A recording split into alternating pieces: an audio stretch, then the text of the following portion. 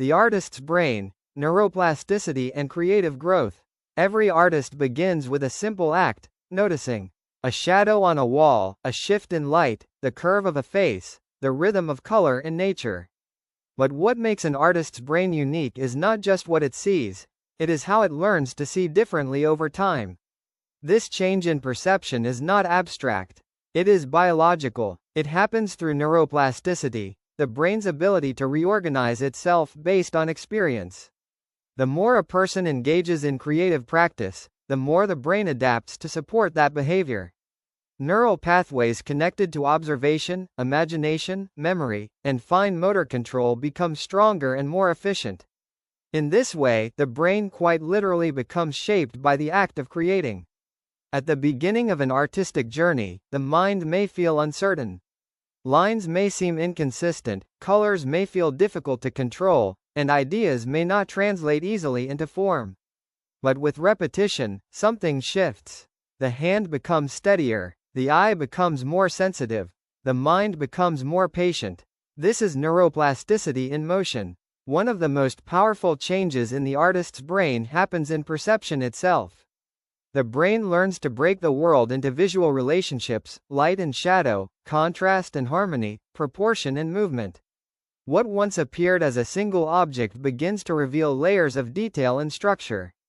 A tree is no longer just a tree. It becomes a network of shapes, textures, and color variations responding to light and wind. This deeper way of seeing strengthens attention networks in the brain. Focus becomes more stable. Distractions begin to lose their grip. The mind learns to stay with one experience longer, without rushing away. At the same time, creative practice engages the brain's executive functions, the systems responsible for planning, decision-making, and problem-solving. Every artistic choice, from composition to color selection, requires evaluation and adjustment. Over time, this strengthens cognitive flexibility, the ability to shift strategies when something is not working. Mistakes also play a key role in this process. In art, mistakes are not failures but information. A misplaced line or unexpected color mix becomes feedback. The brain learns to adapt, correct, and integrate new outcomes. This builds resilience, not only in art, but in thinking itself. Emotionally, the artist's brain also becomes more expressive. Creative practice strengthens the connection between emotional experience and outward expression. Feelings that were once difficult to name begin to find form more naturally. This reduces internal pressure and increases emotional clarity. There is also a reward component.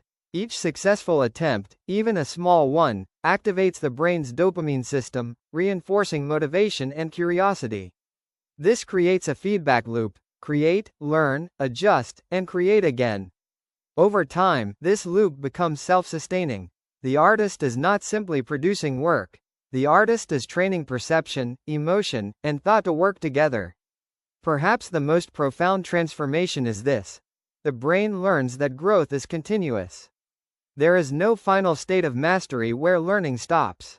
Instead, every new canvas becomes an opportunity to refine attention, deepen sensitivity, and expand understanding. This is why many artists describe their practice as a lifelong journey rather than a destination. Through neuroplasticity, creativity becomes more than skill. It becomes a way of being, one that is open, adaptive, and constantly evolving. And in that ongoing process, the artist's brain is always becoming something new.